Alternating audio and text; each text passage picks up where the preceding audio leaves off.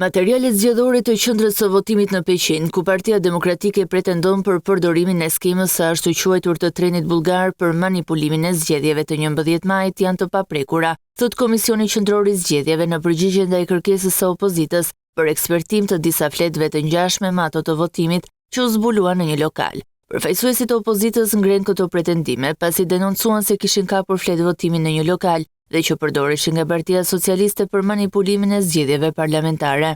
Kërkesa e koalicionit Partia Demokratike Aleanca për Shqipërinë Madhështore ka marrë përgjigje zyrtare nga kryekomisioneri Lirian Celibashi. KQZ-ja thot se nuk është evidentuar ndonjë rast ku fletë votimit të papërdorura të jenë administruar jashtë kutive të materialeve zgjedhore.